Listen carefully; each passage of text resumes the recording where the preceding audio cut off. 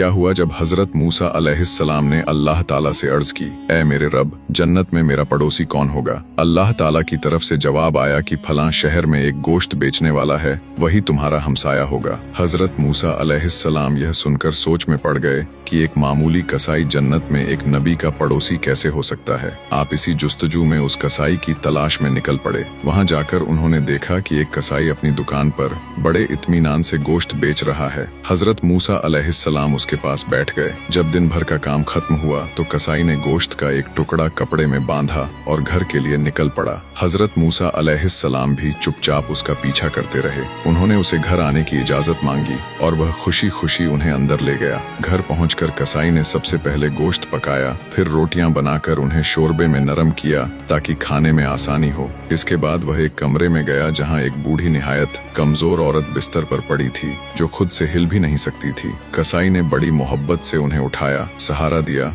और अपने हाथों से एक एक लुकमा उनके मुंह में डालता गया। जब तक उनकी भूख पूरी ना हुई वह वहीं बैठा उनकी खिदमत करता रहा। फिर उसने उनका मुंह साफ किया और दोबारा लिटाया। उस वक्त बूढ़ी माँ ने उसके कान में कुछ कहा जिस पर वह हल्के से मुस्कुराने लगा। हजरत मूसा अलैहिस्सलाम ये सब दिलचस्पी से देख रहे थे। आपने पूछा, ऐ अल्लाह के बंदे, ये बुजुर्ग खातून कौन है और उन्होंने तुम्हारे कान में क्या कहा था? कसाई बोला, ये मेरी माँ है। जब भी घर आता हूँ सबसे पहले इनकी खिदमत करता हूँ और हर बार ये मुझे एक ही दुआ देती है कि अल्लाह तुझे जन्नत में हजरत मूसा अलैहिस्सलाम का पड़ोसी बनाए। और मैं उनकी बात सुनकर मुस्कुरा देता हूँ कि भला मैं एक मामूली कसाई और कहाँ हजरत मूसा अलैहिस्सलाम अल्लाह के अजीम नबी। ये सुनकर हजरत मूसा अलैहिस्सलाम ने फरमाया, ऐ खुशकिस्मत आदमी, मैं ही मूसा हूँ और मैं तुझे ये खुशखबरी देता हूँ कि तेरी माँ की दुआ अल्लाह ने कबूल कर ली है। अल्लाह हम सबको अपने माँ बाप की खिदमत करने और उनकी सच्ची दुआएं हासिल करने की तौफीक दे। अगर आपको भी माँ बाप की दुआ पर यकीन है तो कमेंट में दिल से लिखिए,